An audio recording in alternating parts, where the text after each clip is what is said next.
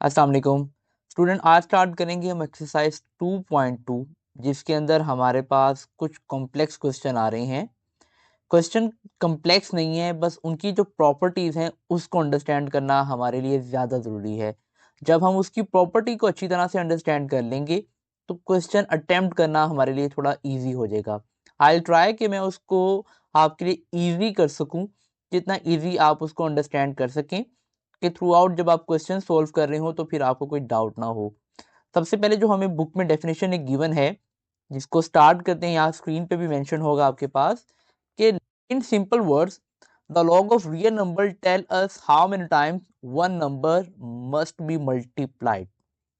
अब ये कहना चाह रहे हैं कि लॉग का अगर हमें आंसर चाहिए, let's say if we have 25 as answer, तो जो यहाँ पे नंबर होगा वो हमें बताएगा कि वो कितने टाइम्स मल्टीप्लाई हो तो वो ये आंसर आ सकता है। अब हमें पता है कि अगर हमने 25 आंसर निकालना है, then 5 will be multiply by 5 which means 5 two times multiply होगा तो हमारे पास 25 आंसर आएगा।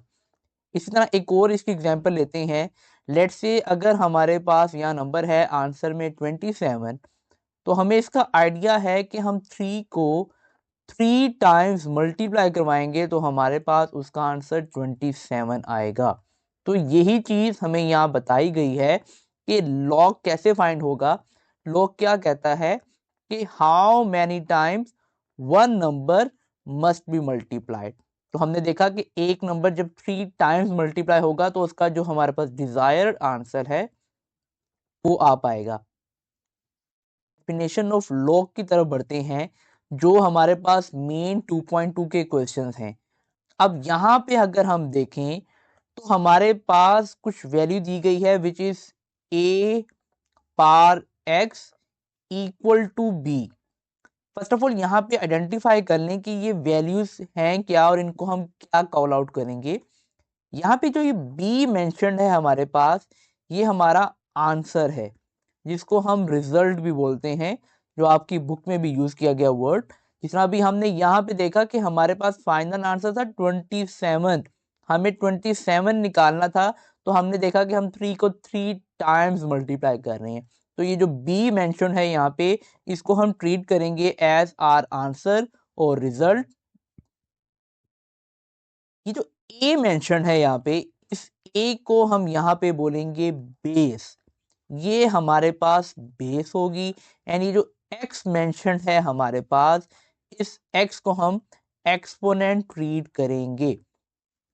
विच मीन्स यहाँ पे जो 27 था ये हमारे पास हमारा रिजल्ट है, ये 3 हमारे पास एक्सपोनेंट है, एंड ये वाली जो 3 है ये हमारे पास एज बेस कंसीडर होगा। अब सिंपल सॉल्यूशन है हमारे पास, क्योंकि हमने इनको इन टर्म्स ऑफ लॉग लिखना है according to the definition of log. तो यहां देखें, अभी मैंने इसको क्या बोला कि ये चीज क्या है मेरे पास, ये बेस है। जब हम इस पे लॉग प्रोवाइड करेंगे, क्योंकि हमने इसको फाइंड आउट करना है, एंड लॉग हमारे पास सिंपलेस्ट आंसर निकालता है किसी रियल नंबर का। अब ये आंसर हमें दिया हुआ है, हमने समझना ये है कि हम इसका क्वेश्चन जनरेट कर रहे हैं। तो जब हम लॉग की शेप में लिखेंगे तो यहां देखें, लॉग जब हमारे पास आएगा, जो ये बेस है ये एक्चुअली हमारे पास बेस बन जाएगी, एंड जो हमारा आंसर है वो यहाँ पे हमारी वैल्यू होगी which is equals to our exponent, जो हम फाइंड कर रहे हैं। यही चीज हमने फाइंड की कि ये नंबर कितने टाइम्स मल्टीप्लाई होगा तो हमारे पास इक्वल होगा हमारे आंसर के। क्वेश्चन नंबर 1 यही काम करना है, जिसके अंदर हम यही आइडेंटिफाई करवाएंगे, यही फाइंड आउट करेंगे कि वो नंबर कितने टाइम्स मल्टीप्लाई होगा या उसकी शेप कैसी होगी जब उसको हम लॉग की फॉर्म में लिखेंगे। स्टार्ट करते हैं अपना क्वेश्चन नंबर 1। स्टार्ट करते हैं अपना फर्स्ट क्वेश्चन, जिसका फर्स्ट पार्ट दिया गया और हमें कहा जा रहा है कि हर नंबर को हमने लॉग की फॉर्म में लिखना है। तो हमने वही फार्मूला अपने माइंड में रखना है जो हमारे पास डेफिनेशन ऑफ लॉग के अकॉर्डिंग था, जिसके अंदर ये हमारे पास जो वैल्यू दी गई है यहाँ पे 1000, ये हमारे पास हमारा रिजल्ट है, यानी हमारा आंसर है। तो स्टार्ट करते हैं क्वेश्चन को।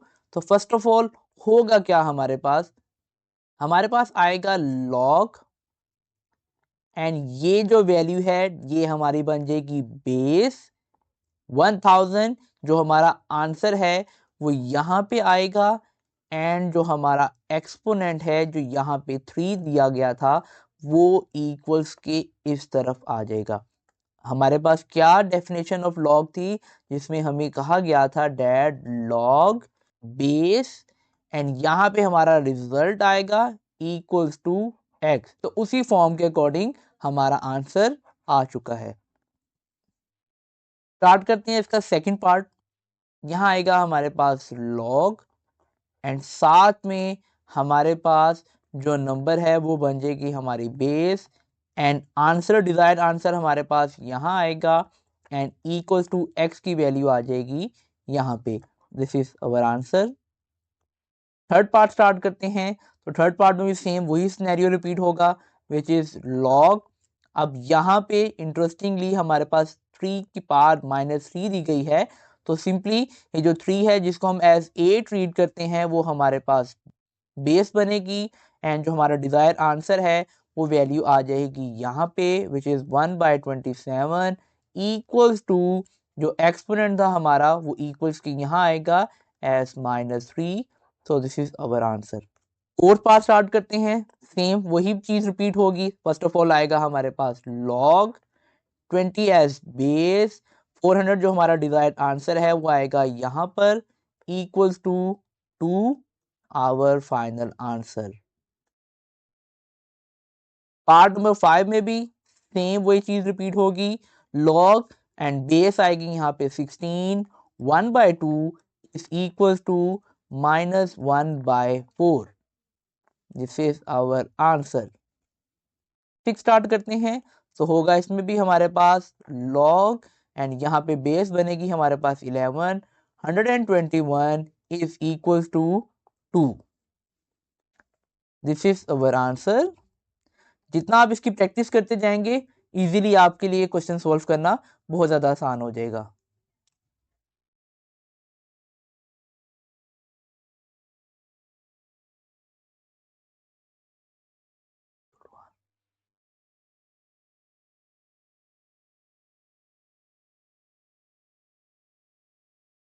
पार्ट नंबर 7 में उसने वैल्यू को शफल किया है, एंड हमें कहाँ से पता लगेगा कि हमने कहाँ लॉग अप्लाई करना है, उसको हम आइडेंटिफाई करेंगे उस पार्ट से जहाँ पे हमारे पास एक्सपोनेंट गिवन होगा। तो हम लॉग अप्लाई करते हैं ऑन द राइट साइड।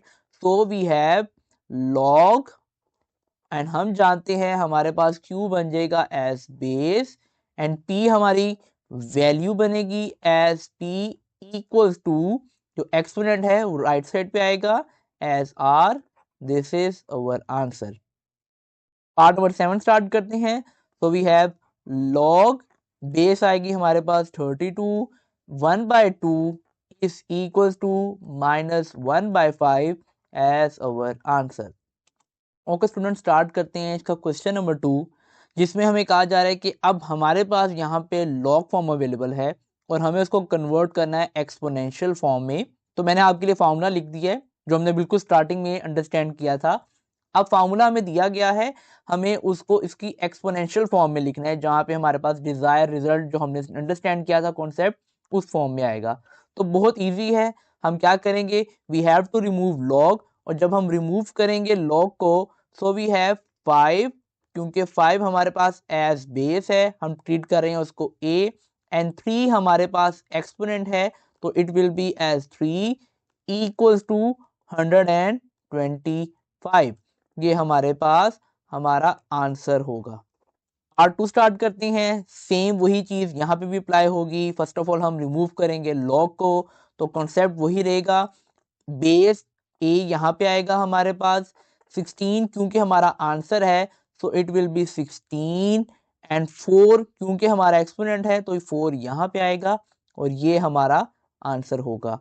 अगर आप इसको देखें तो आपको ये चीज समझ आएगी कि अब यहाँ दिया गया है 2 की पावर 4, तो जब आप 2 को 4 टाइम्स मल्टीप्लाई करेंगे then definitely it will be 16 equals to 16, जो कि हमने स्टार्टिंग में डिस्कस किया था। पार्ट 3 है हमारे पास। अगेन हम log रिमूव करेंगे, सो वी हैव 23 एंड इसकी पावर आएगी हमारे पास 0, जिसको हम बोलते हैं एक्सपोनेंट, इक्वल्स टू 1 आएगा हमारे पास।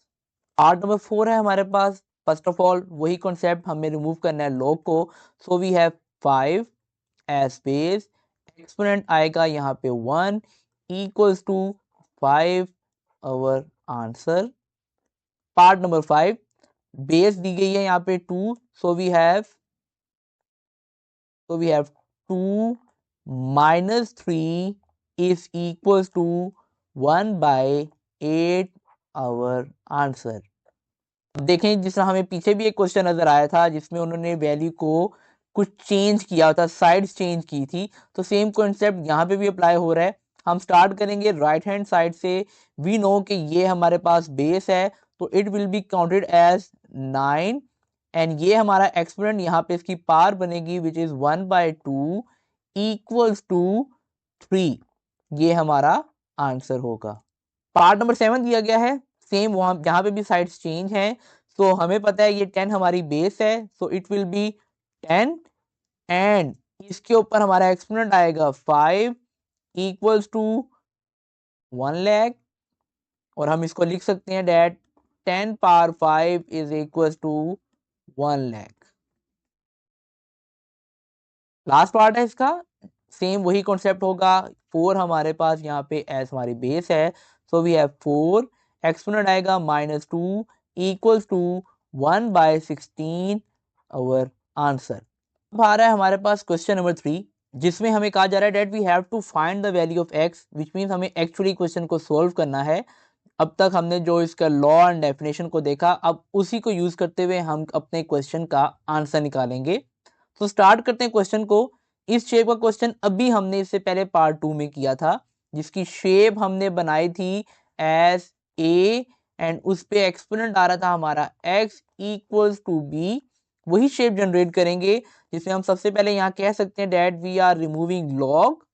सो हमारे पास आएगा जब हम log को रिमूव करेंगे, so we have x and exponent आएगा उसका 3 इक्वल्स टू 64। अब यहाँ पे हमारे पास है क्यूब, यहां तक हम निकालते हैं पार्ट नंबर 2 तक आंसर, लेकिन हमें यहाँ पे x का आंसर चाहिए।